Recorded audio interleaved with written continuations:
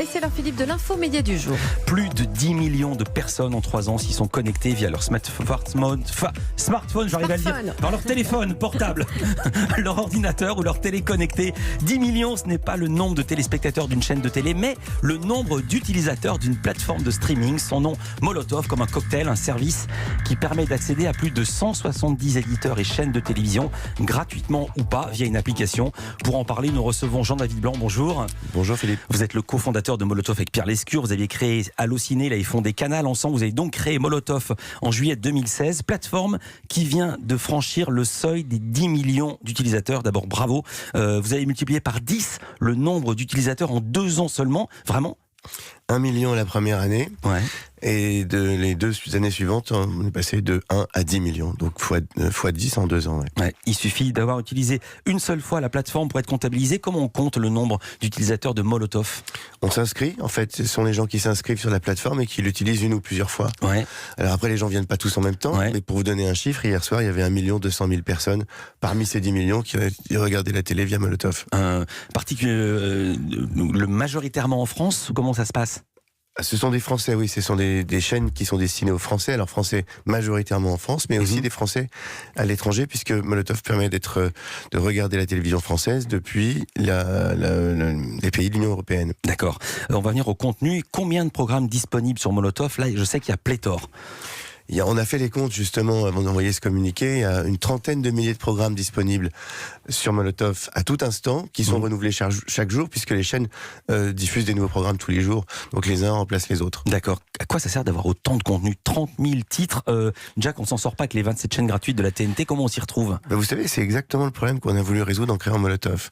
Il y a 20 ans, vous le savez Philippe, il y avait 6 chaînes. Ouais. Puis il y en a eu 12, puis il y en a eu 120, puis 150 et 200, plus l'Internet, etc. Le problème, c'était de pouvoir s'y retrouver. Et donc l'offre est pléthorique, mais il faut pouvoir y accéder facilement en choisissant par thème, par genre, par personne, etc. C'est pour ça qu'on a créé Molotov. C'est pour s'y retrouver dans tous ces contenus. Alors, c'est quoi les thèmes qui fonctionnent le mieux, qui marchent? Pourquoi les gens vont chez vous plutôt que sur les chaînes classiques? Il y a les chaînes classiques sur Molotov. En fait, les gens viennent voir les chaînes classiques, les contenus des chaînes classiques sur Molotov. Ils viennent chez nous parce que c'est plus facile. Ils le font sur n'importe quel écran, leur smartphone, leur tablette, leur téléviseur. Ils le font avec des critères. Je veux regarder du cinéma, je veux regarder des documentaires, je veux regarder une émission spécifique sur tel ou tel sujet. Et vous le trouvez instantanément. Vous pouvez mettre en alerte des sujets, en alerte des clubs de foot, des personnages, des personnalités. Par exemple, la personne qui est passionnée de handball féminin peut mettre handball féminin et bim, ça tombe chaque fois qu'il se passe quelque chose. Exactement. Voilà. Qu'est-ce qui marche le mieux? Divertissement, info, sport ou tout ça à la fois? C'est quoi vos gros... Alors je me doute, mais c'est quoi vos blockbusters, vos genres préférentiels? Écoutez, peut-être y en a-t-il pas. Il y en a pas vraiment en fait, ça dépend des jours. Et pour tout vous dire, en réalité, c'est assez proche des audiences de la télévision en général. Alors c'est vrai que sur Molotov, il y a les gens ont à peu près 20 ans de moins. C'est une génération en dessous. Donc je dirais que ce sont plutôt les chaînes qui couvrent ces générations. D'accord. C'est un service gratuit, je l'ai dit. C'est quoi votre modèle économique? Parce que c'est pas que gratuit. C'est un service gratuit pour les chaînes gratuites. On défend l'idée qu'une chaîne gratuite doit le rester, y compris sur Internet. C'est pas le cas de tous, mais enfin en tout cas c'est ce qu'on souhaite faire pour les utilisateurs. Et on peut s'abonner à des chaînes payantes. Et là-dessus on a une commission de distribution comme n'importe quel câble opérateur. C'est-à-dire, donner un exemple. À quelle chaîne payante peut-on s'abonner sur Molotov? OCS par exemple, que je félicite parce qu'ils ont reçu 47 nominations au César 2020 sur les films qu'ils ont produits. Ils font un excellent travail. Il n'y a pas que Game of Thrones ou Tchernobyl ou The Spy sur OCS. Il y a aussi beaucoup de films français qui cartonnent et nommés aux Oscars. Donc quand vous vous abonnez à OCS, ça coûte une dizaine ou une douzaine d'euros par mois.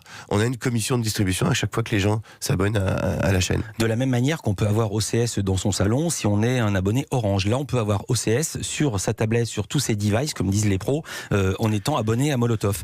C'est quoi la part de vos utilisateurs qui prennent du payant? On a annoncé un chiffre là en fin d'année. On a 200 000 abonnés. Non, je souris parce que j'adore la phrase. On a annoncé un chiffre, mais est-il vrai? Non, il est vrai, absolument. Non. Ce que je veux dire, c'est que on a communiqué sur ces chiffres, ce qu'on faisait pas avant. C'est ça que je voulais dire. On a à peu près 200 000 abonnés qui ont pris pour un abonnement et demi, donc on a 350 000 abonnements D'accord. vendus. En 2019, ces chiffres que vous avez donnés, ils sont très précis. Vous avez enregistré une hausse de 63% du temps passé sur la plateforme et une augmentation de 82% de la prise d'abonnement. Qu'est-ce que vos utilisateurs regardent? Vous me l'avez dit, c'est tout comme sur les chaînes classiques, mais pour quels programmes viennent-ils chez vous en payant? Je vous l'ai dit, du cinéma, des chaînes payantes qui sont soit des chaînes de sport, ou là on a lancé des chaînes ethniques et communautaires sur l'Afrique et le Maghreb. On a eu énormément de prises d'abonnement là-dessus. Qu'est-ce que c'est des chaînes ethniques et communautaires? Ce sont des chaînes africaines ou du Maroc ou du Maghreb, où les communautés qui vivent en France peuvent accéder aux chaînes de leur pays. On va lancer bientôt des chaînes chinoises, japonaises. Voilà. On va aussi, on a lancé hier la chaîne live de Webedia, dont vous avez, je crois, parlé. Oui, bien sûr, c'était le lancement hier. Exactement, donc elle est disponible sur Molotov depuis hier. Je crois que c'est même la seule plateforme qui permet de la regarder sur la télévision.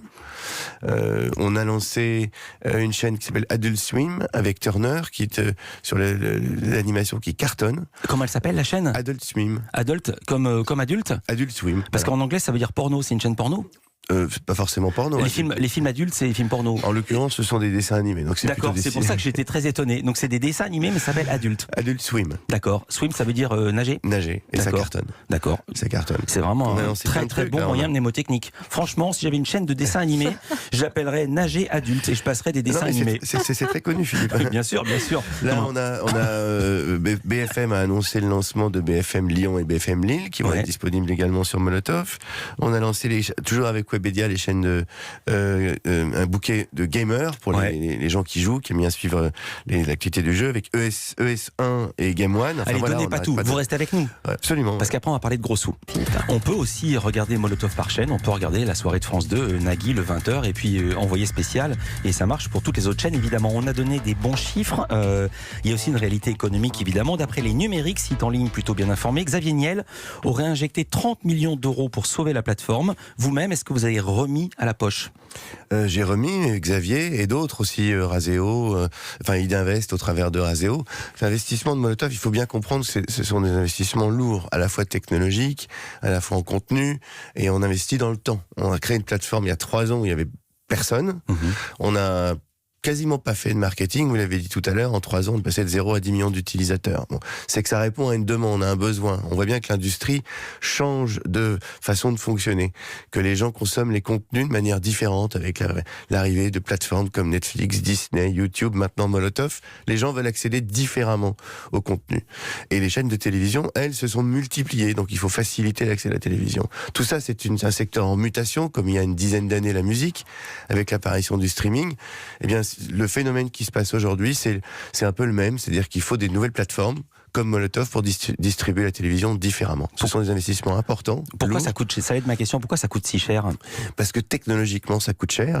Il faut intégrer des flux en direct. Il faut rajouter des métadonnées, c'est-à-dire des informations pour les rendre facilement trouvables, permettre le stockage en ligne. Vous pouvez enregistrer une émission et la retrouver sur n'importe quel de votre device ou appareil connecté à tout moment. Tout ça, c'est des investissements technologiques lourds, des investissements aussi en contenu.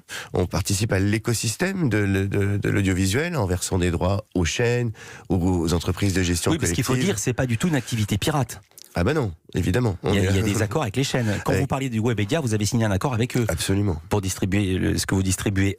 Juste un mot, vous êtes toujours présent dans certaines marques de téléviseurs. Je me souviens plus si c'était Panasonic ou laquelle il y avait une touche Molotov, que ça existe encore. Non seulement ça existe, mais on a quasiment généralisé le système. Ouais, comme il y a les gens qui ont ça chez eux, maintenant il y a certains téléviseurs qui ont sur la télécommande une touche Netflix et une touche Molotov, avec qui vous êtes en accord et qui manque encore. Écoutez, je crois qu'on a à peu près tout le monde maintenant. On a à peu près tout le monde. Vous savez, en fait... Radiola, ma mémé, un vieux Radiola. Ah non, il faut un téléviseur. Non, je plaisante. Ma mémé n'est plus de ce monde. Mais figurez-vous que ma mémé, elle utilise beaucoup l'iPad maintenant pour regarder la télé sur Molotov, parce que c'est plus simple. Plus sérieusement, pourquoi les discussions avec Altis n'avaient pas abouti il y a 1 an ? Il y a eu un communiqué de presse daté du 30 janvier 2019 qui indiquait que Molotov et Altis entraient en discussion exclusive. Où est-ce que vous en êtes ? Écoutez, on avait effectivement envisagé avec Patrick Drahi de fusionner et de faire de Molotov l'activité de distribution de télévision du groupe Altis, et c'était une très bonne idée, une très belle idée. Les actionnaires chez Molotov ont préféré rester indépendants pour continuer à développer la plateforme. Donc ils ont à la fois réinvesti, levé des fonds, et on a continué en indépendant. Ça ne nous empêche pas d'avoir d'excellentes relations avec le groupe. Ça a mieux avec M6. Je vous demande ça parce qu'on s'était vu il y a moins de 2 ans, en mars 2018, dans l'émission Village Média, et M6 voulait vous faire payer. Où est-ce que vous en êtes? M6 veut nous faire payer, ça nous pose pas de problème. Ce qui nous pose plus de problème, c'est qu'M6 veut faire payer les utilisateurs. Ouais.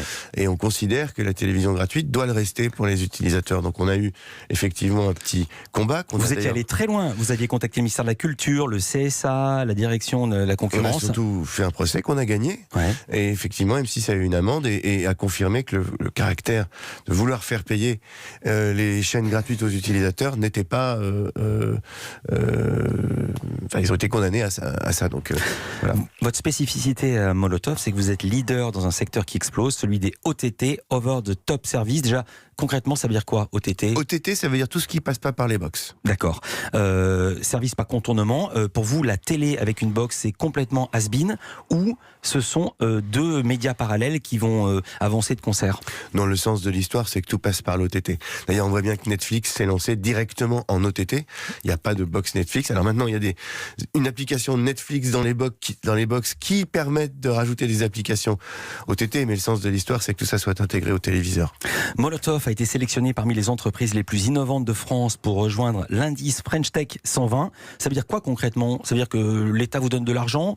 Non, ça veut dire que l'État a sélectionné 120 entreprises en France qui représentent l'innovation, le mieux l'innovation, auquel elle croit, et elle apporte un certain nombre de services, alors un peu effectivement de communication comme ça, mais elle facilite l'accès aux services de l'État. Et si on a besoin de quelque chose, on fait appel au bureau de French Tech qui dépend de Bercy, je crois. Mais ça ne donne pas particulièrement accès à des aides financières. On peut candidater comme d'autres, mais voilà, on considère que c'est des entreprises innovantes. Merci beaucoup Jean-David Blanc. Je rappelle que vous êtes cofondateur de Molotov, 10 millions d'abonnés désormais en seulement 3 ans d'existence. Merci d'avoir été avec nous en direct sur Europe.